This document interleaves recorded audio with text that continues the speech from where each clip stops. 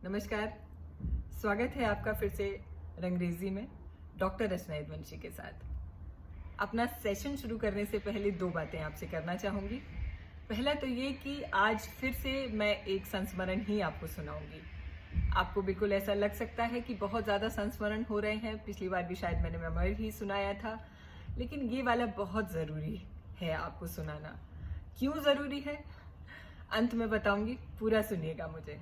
अच्छा, दूसरी बात ये बहुत इम्पॉर्टेंट है कि आज के इस लेख में आप सुनेंगे, मैंने एक दो जगह जाति सूचक शब्द का प्रयोग किया है जो कि मैं जनरली नहीं करती हूँ, लेकिन ये ज़रूरी था, स्क्रिप्ट की डिमांड थी।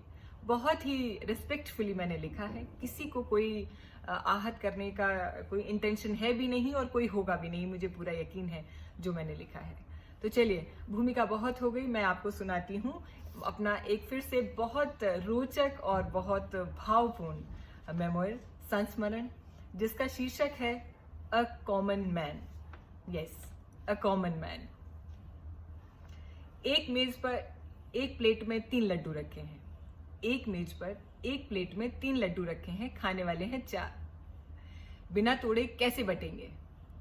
या फिर एक पेड़ पर 10 चिड़ियां बैठी हैं, शिकारी ने गोली से एक मार दी तो कितनी बची?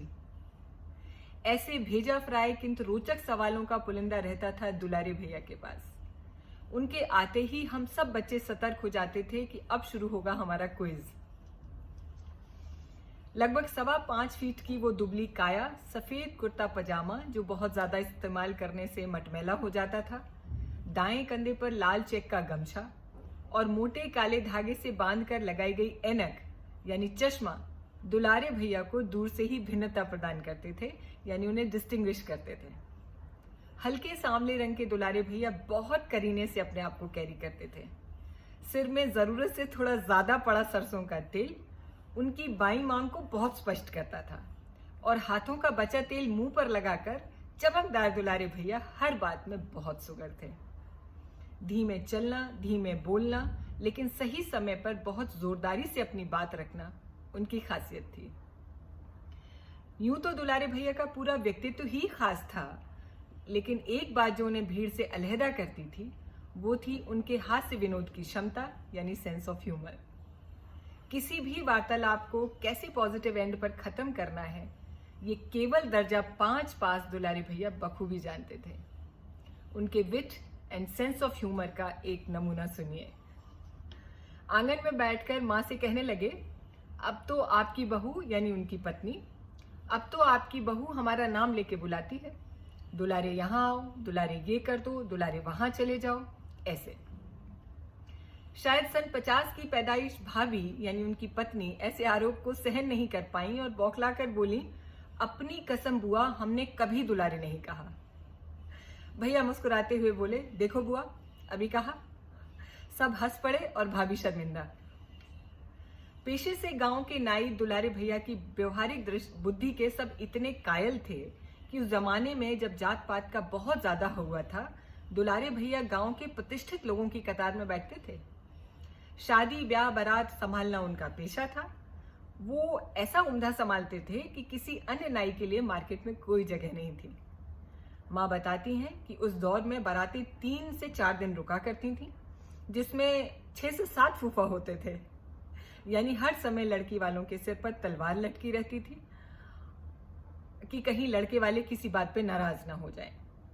ऐसे में दुलारे भैया हमेशा रेस्क्यू बोट लेके तैयार रहते थे और बिना डिप्लोमेसी का कोई डिप्लोमा किए वो इतनी कुशलता से पूरा मैनेजमेंट संभालते थे कि हंसी खुशी विवाह संपन्न होते थे और बिना विजिटिंग कार्ड के भी दुलारे भैया कई और गांव में भी शादी विवाह मुंडन संपन्न कराने के लिए इनवाइट किए जाते थे। कॉमन सेंस और सेंस ऑफ ह्यूमर एक बहुत ही विलक्षण प्रतिभा होती है, मीन्स टैलेंट। हर किसी में नहीं होता ये। दुलारे भैया दोनों के मास्टर थे, लिहाजा उनके पास कोई बड़ी डिग्री ना होना कोई मसला नहीं था, तथा वो कई पढ़े लिखों से ज्यादा ज़हीन और कुशल थे। उनके कॉमन सेंस का एक अप्रतिम उदाहरण सुनाती हूं मैं आपको। माँ बताती हैं कि बचपन में एक बार खेलते कूदते उनके यानी मेरी माँ के कान में मटर का दाना चला गया। जो कि 1-2 दिन बाद पता चला जब वो फूल गया और कान में बहुत ज्यादा दर्द हुआ। टॉर्च की रोशनी में ये तो पता चल गया कि कोई दाना पड़ा है, लेकिन वो निकले कैसे? डॉक्टर के पास ले जाने का जब तक सब में राय मशवरा हुआ, दुलारे भैया ने अपनी तीक्ष्ण बुद्धि दौड़ाई और कागज के टुकड़े से बीड़ी नुमा कोन बनाकर उसे मां के कान में डालकर अपने मुंह से सक किया, यानी हवा ऊपर की तरफ खींची, और वे मटर का दाना टक से कागज के कोन में फंसकर निकल आया, जिसे भैया ने बहुत धीमे से बाहर निकाल दिया, यानी घंटों का काम मिनटों में, और वो भी बिना किसी खर्च के। मैंने पहली मर्तबा जब मां से ये वाकया सुना था तो मैं दंग रह गई थी उनके आईक्यू पर। भरा पूरा परिवार छोड़कर सबको अलविदा कहकर जाने वाले दुलारे भैया जाते जाते भी अपने आसपास के लोगों के चेहरों पर मुस्कुराहट ही देके गए थे। जब वो बीमार थे और उन्होंने लेटे लेटे कहा था कि देखो, घर मत खोदना, मैंने कहीं अशरफियां नहीं गाड़ी हैं, हाँ खेत में कुछ गाड़ दी हैं जो कि बारिश होने पर ही तुम खोद के निकाल पाओगे।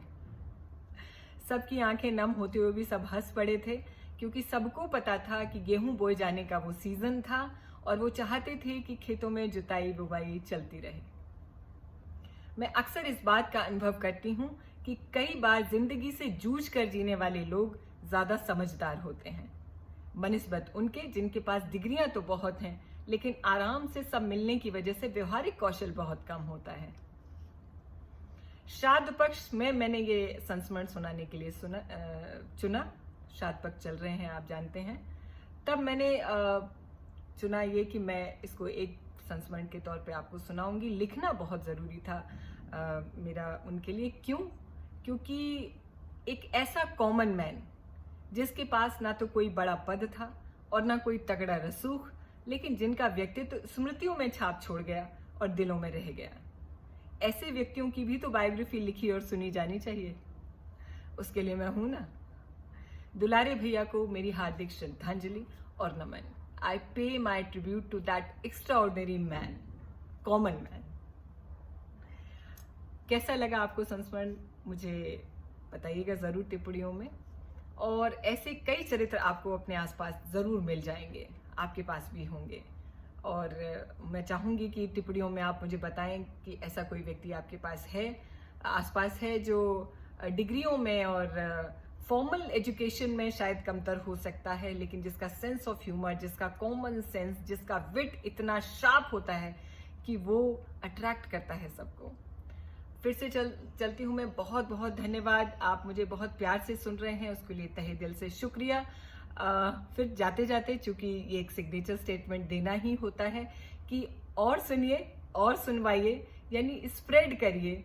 जिन्होंने सब्सक्राइब नहीं किया है वो कर लें। वैसे मुझे लगता है कि मुझे सब्सक्राइबर्स ही ज्यादा सुन रहे हैं, स्ट्रेंजर्स तक शायद अभी उतना पहुंच नहीं रहा है, लेकिन आई एम नॉट इन हरी। पहुंचेगा, पहुंचने दीजिए, आप मेरा साथ दीजिए, इसको स्प्रेड करिए, आगे बढ़ाइए। जिन लोगों को पसंद है बहुत हल्का फुल्का कुछ लाइट साहित्यिक और अच्छा सुनना, वो मुझे लगता है कि मुझे मेरे लेखों को, मेरी कहानियों को, मेरे आर्टिकल्स को जरूर पसंद करेंगे। चलती हूँ मैं, फिर से इजाजत दीजिए। अगली बार किसी नई कहानी के साथ संस्मरण हो चूंकि मुझे दुलारे भैया को श्रद्धांजलि देनी थी और ये सबसे अच्छा समय था उनको ये बताने का। उनको शायद नहीं पता होगा कि मैं बहुत छोटी थी जब उनको देखा मैंने, और उनकी बातें अभी तक माँ से सुनती हूँ। तो वो कहीं भी होंगे तो मुझे लगता है कि अब तो और ज़्यादा शापर होंगे और ज़्यादा ज़हीन होंगे कहीं भी जहाँ उन्होंने जन्म लिया होगा। मेरे लिए बहुत ज़रूरी था कि मैं उनको अपनी तरह से, अपनी शैली में श्रद्धांजलि दूँ, जो आप लोगों से साझा करूँ। नमस्कार, चलती हूँ।